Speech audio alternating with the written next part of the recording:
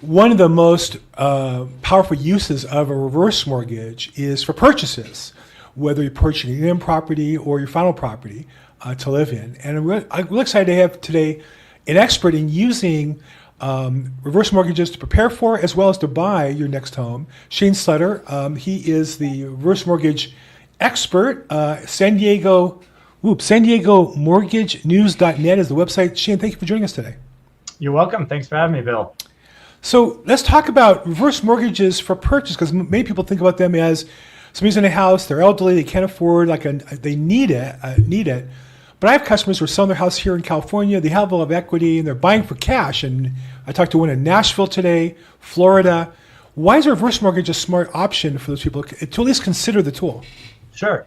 So one of the things that we always want to look at, especially for those going into retirement, is liquidity, safety, and return. How much money do they need for their retirement needs? Do they have enough? I think nowadays we're finding out people who thought they had enough end up not having enough with how expenses are going up and increasing. And so a lot of times it just comes down to having liquidity and that money available when you need it. And so the nice thing about a reverse purchase is it allows seniors to what I call right size into that right type of property, but be able to do it where they're not having to take 100% of their proceeds from their sale and bury that in the house. Once that money's in the house, it's really difficult to get back. You either have to sell the house, you have to do a cash out refinance to take out that money at a higher interest rate and with payments that most seniors can't afford. And so by utilizing a reverse mortgage initially, it's going to allow the senior to keep a chunk of that money from their other property that they've now unlocked. And it's going to allow them to keep it liquid, to have it invested, maybe get a nice return on it, and not have to worry about tapping into the equity later on. So I know you have a flyer on the subject, which I think is helpful for people who might be interested in learning more. Purchase the home of your dreams. And the idea is that you can buy it maybe before you sold your house. Maybe, I guess, you could rent out your house and then use the reverse mortgage on your purchase, putting the equity to use that way. The other is you can pull all the money out and save money. So talk about the most common choice is I think cash or a reverse mortgage or forward traditional mortgage. Mm-hmm. What are the advantages of the reverse mortgage versus the traditional mortgage, right? You have to qualify for for conventional mortgage. Do you need to qualify for a reverse mortgage? Yeah, so the reverse mortgage, because it is geared for seniors, a lot of times people are on fixed income, the qualifying is a lot easier. There is what's called a financial assessment that's required, but really all we're looking at for that is to make sure that taxes have been paid on time, insurance, and that there's enough money to cover the home expense and a little bit of residual income. It's not as complicated as most debt to income scenarios where we're having to qualify seniors and they just don't have enough income. So that side of it's easier. It does give you a lot more flexibility to be able to use a reverse mortgage to purchase. You still accomplish the same goal. I think the main thing when I'm talking to seniors is that they don't want to have a mortgage payment. And the reason why they think they have to pay cash is the only way to get around having a mortgage payment is by paying cash. And the great thing about doing a reverse mortgage is that it helps them accomplish two goals. That it helps them to not have a mortgage payment, because when they do the reverse mortgage, no interest, no payments are due. The interest is just accumulating on the property over time. You still have to pay your property taxes. You still have to pay your insurance, but it allows them to accomplish the goal of not having a mortgage, but at the same time allows them to accomplish the goal of having that extra money liquid. Or like you said, maybe they keep their current property that they're living in, turn it into a rental property, and as long as they've got additional money that they can put down to cover the down payment on the new home, now they buy the new home with a reverse mortgage, and now they've got the cash flow coming in as income from the rental property that they didn't have before. So there's lots of different ways that we can structure this to really look at what is the best option for the senior. And I think the key is that it's not necessarily the right tool every time. It's a tool in the toolbox that should be evaluated given their individual circumstances. So I know one of the issues on the purchase is you typically need a larger down payment on a reverse mortgage than a conventional, right? Sometimes people put a larger down payment because they have to qualify in terms of their income or the type of property. But most commonly, you can get in, a conventional loan 20% down. With a reverse mortgage, you're probably looking the opposite. You're probably looking about 30 or 40% loan to value, I think, right? So it's more of an alternative to a cash purchase than it is to a finance purchase. Correct. Again, most of the time, people of that age are selling the property, so they've got a good amount of equity already to put towards that next home. But yes, it's all dependent on your age and your home value and the current interest rates. In the higher rate environment that we are in right now, you're probably going to get on the maximum side is probably about 45% from the reverse mortgage. So you're going to have to be coming in with about 55 on your own. So it could be, if you're younger, if you're in your early 60s, you might be coming in with 70% of the down payment. But it's still a lot better to keep 30% of the funds from your previous sale liquid than to have to put it all into that property. Or the other way around, meaning I'm one who's in the earlier 60s, so I was looking at a cash purchase, and we didn't want to sell our house here. Don't get all the details. We're really not going to do it. It's just my fantasy of moving to Florida. And so, well, I don't sell my house. I don't liquidate stocks. What could I afford? Well, I have about $500,000 or $600,000 cash. Maybe I could buy a two-bedroom condo, establish residency there for tax reasons, and pay cash. And I thought, well, you don't get much that's nice for that. But with a reverse mortgage, I could probably get about, a $300,000 reverse and a $500,000 down payment, and now I'm looking at $800,000 property. What's a little nicer property that makes that a possibility where before it isn't really even a possibility? Correct. That's one of the best ways. A lot of times, people feel like they're stuck in what they can actually afford when they go to make that move, whether they're moving out of state or even to a smaller home within the area they already are living. And they feel like, okay, I'm getting, $800,000 out of the sale of my property. I can only afford an $800,000 property. And maybe that's a small condo. Maybe it's not in the greatest neighborhood. Maybe it's not as close to their family as they would like it to be. And if they team that up with a reverse mortgage, now it maybe puts them up to the $1.1, $1.2 million price point. And maybe they're able to get that nicer property. Maybe they're able to get that home. They're more of that dream home that they want to have that they weren't able to afford previously. So there's a lot of different flexibility that this provides that you wouldn't have otherwise. So another advantage of the reverse mortgage is it creates some additional flexibility going forward, meaning if you chose to pay down or if you don't choose to pay down, there's an appreciation that gets created in the property that translates to perhaps borrowing capability down the road. Talk a little bit about how the unused portion, if you pay down the loan balance and or the appreciation works as far as a line of credit going forward. Right. So if the reverse mortgage is structured as a adjustable rate reverse mortgage going in, there is a line of credit option that's tied to that. And what happens is if the client does decide that they want to make payments towards the reverse mortgage or pay down the interest just so that the reverse mortgage doesn't grow as much, anything that you put towards that balance to keep the interest down automatically goes to your line of credit so that you can borrow it again in the future if you ever needed it. So it keeps that liquidity factor there, which is great. It keeps the expense down, but it also keeps it where you can borrow it again. And then there's a growth rate tied to the reverse mortgage where the line of credit will grow every year. Whatever is available in the line of credit will grow by the same rate that the reverse mortgage is gaining interest on it, and that will allow you to borrow more money down the road. So I like to explain it like a credit card. If they give you a $5,000 borrowing capacity and you do a great job and you make those payments, they come back to you in a couple of years and say, we're going to increase that to $10,000. It's the same thing on a reverse line of credit. It's not interest that you're gaining, or you're not making interest off it, but they're allowing you to borrow more against the future value of the property. And the advantages there are that is the interest at least is deductible in many cases because it's home interest in your house, or could be. Talk to your tax professional.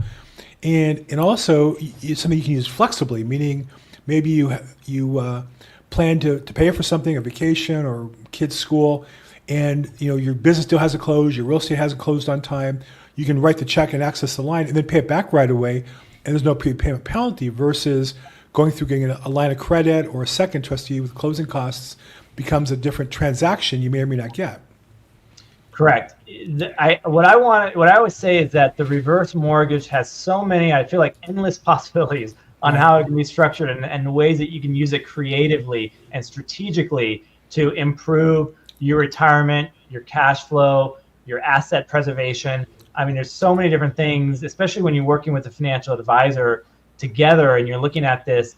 that can allow you to be in a better position. And a lot of times people will say, well, I don't need to do a reverse mortgage. I can go pay cash for this property. Why would I ever do a reverse mortgage?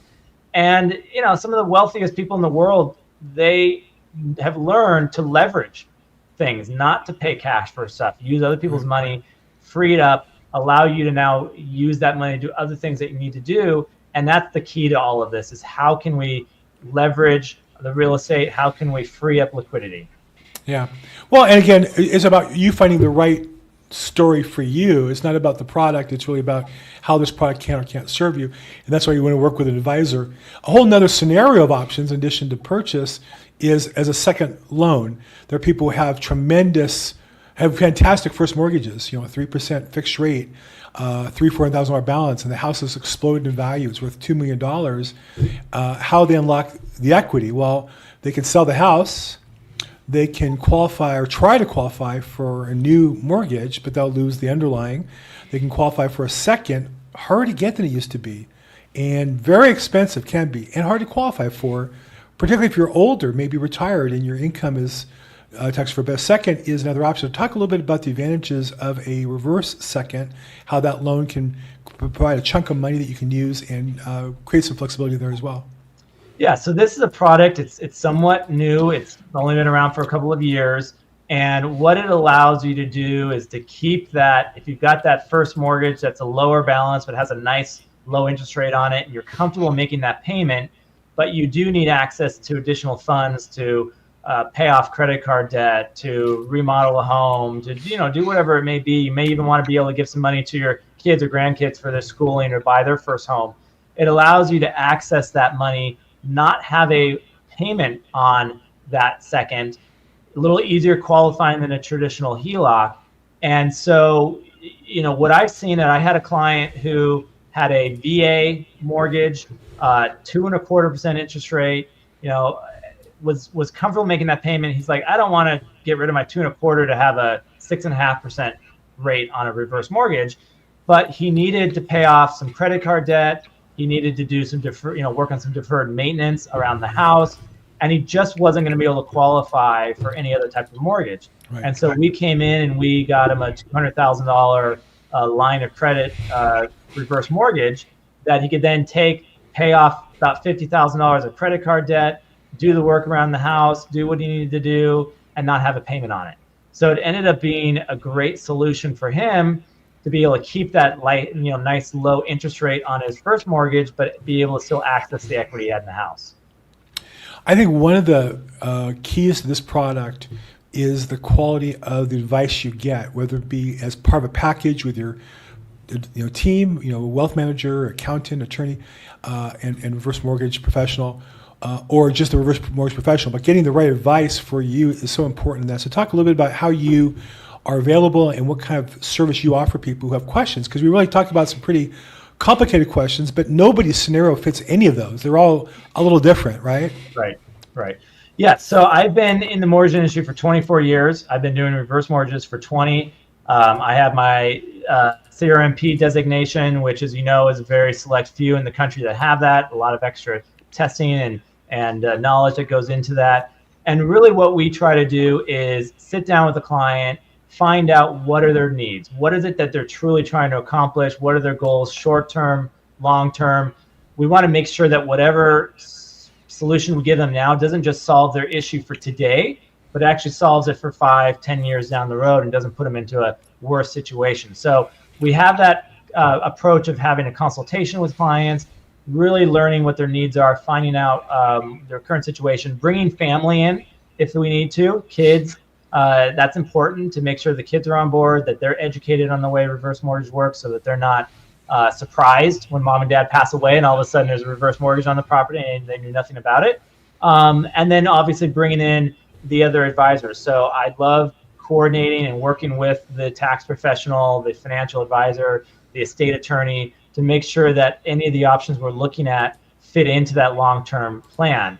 And it's just taking the time to ask the questions, either meet with them in person or over Zoom, and go through all of the details together. One of the challenges of this product, as you mentioned about, consulting with family members, other advisors, is and I'm a real estate broker. The reason I started this podcast a few months ago was I realized I knew nothing about this very powerful tool.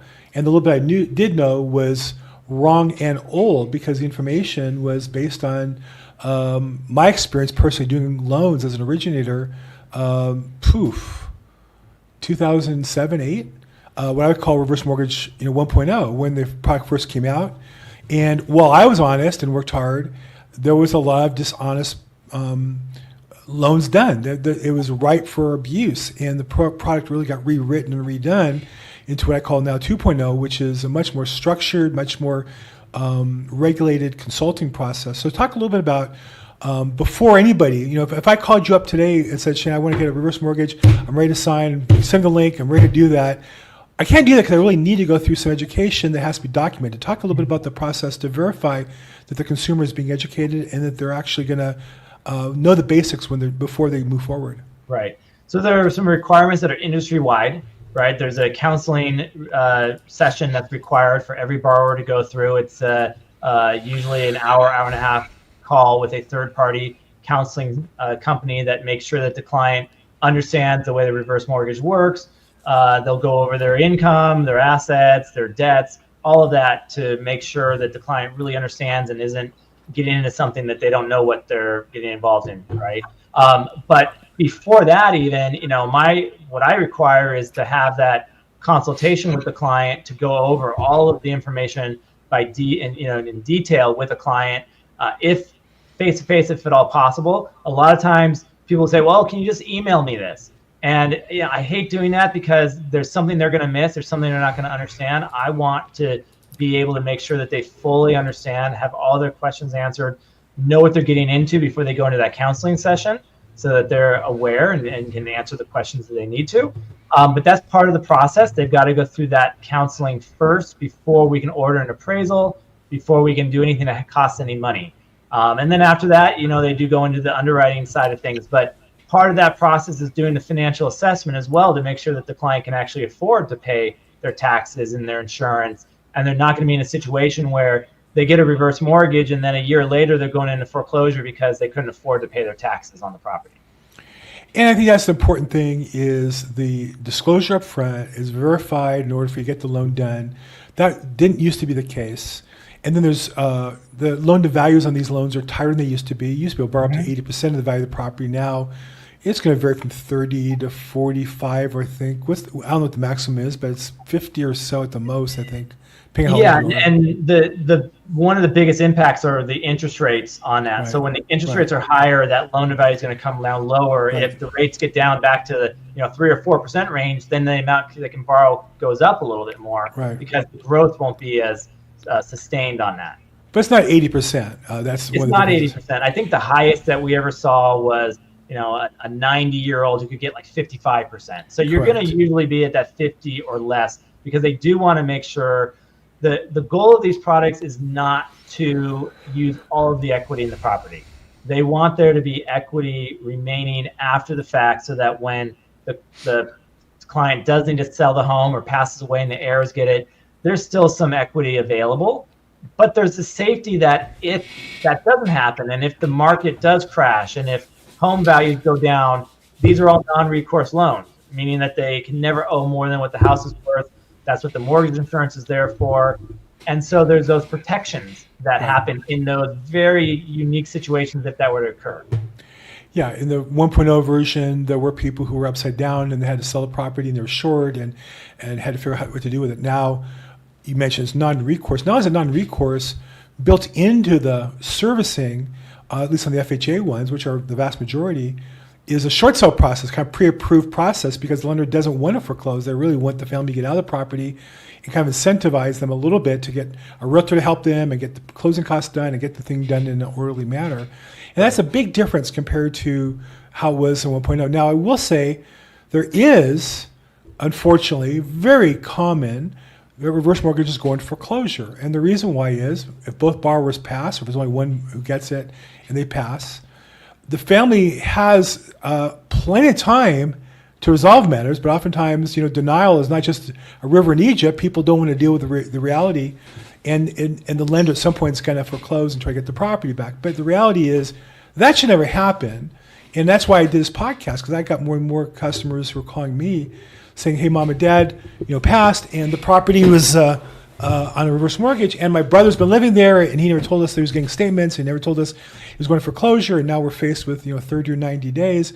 And I can help with that. So anybody who comes in those circumstances, or if an originator to have that, I work with National Probate Services, and we'll jump in and help move things forward for the family to protect the equity that's rightfully theirs. But that's still a problem. So let's talk a little bit about, I know that part of the reverse mortgage also they added the requirement, not just the suggestion, but the requirement that the borrower re-register the loan every year to verify they're living there, to verify they're alive, they're responsible.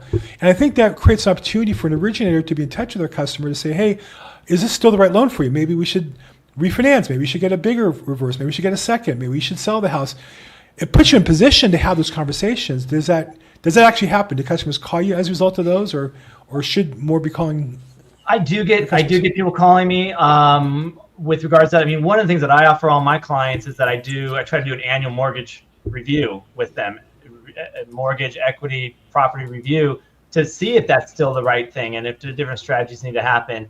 Not all originators do that, but I try to do that to follow up with my client. And so many of my clients will turn to me when they first have a question, or they're getting inundated with all these phone calls from other reverse companies that 6 months after they do a reverse mortgage, they're being called to say you should do a new one. And I'm like, there's no benefit for you to doing a new one right now. It doesn't make sense for you to be doing that. But I think the big thing, like we were saying earlier, is education.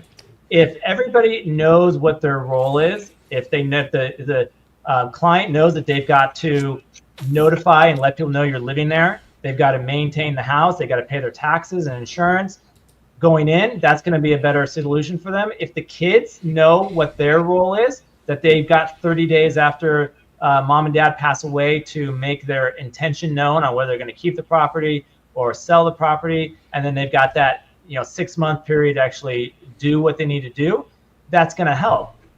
Most of the issues that you talked about with foreclosure is because somebody wasn't aware of what needed to be done at that point in time.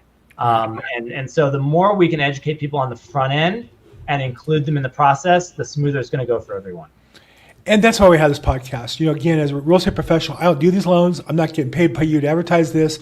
But I do believe that if we educate customers, it becomes another tool that people can use to protect their equity, to buy houses, to sell houses.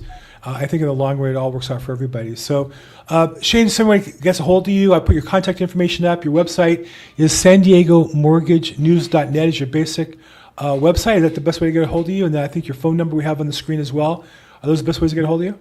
Yes, the website has a lot of information on there about everything that I do. It's got information about reverse mortgages. We've got some great videos and content on there so that people can look at it. Phone number, email, any of those are great. That's my cell number that's on the screen right now. So call or text, and I'll make sure to get back in touch with you. Well, thanks so much for being on our call today. I really appreciate you. I can say I've always enjoyed talking to you. I feel like I learn a lot about the product every time. And I think that's the key to making this work. If you understand your options and you can work with a professional, there's a chance here to leverage your equity, leverage your resources, and ultimately build your wealth and or save money. So, Shane, thank you so much for your time today. Really appreciate it. Thank you so much, Bill. And for the rest of you, this is Reverse Mortgage Podcast. We get together every week. We interview top producers in the industry, usually certified mortgage professionals, as well as managers, as well as vendors, on how to use this product. I really feel like if you're a customer, there's a chance for you to learn how to use this to protect your wealth, protect your income, protect your assets. And if you're an originator, we want to raise professional standards and have the best people provide the best service for our customers. If I can help, I'm at Bill Gross Probate on social media. And as always, make today your best day ever.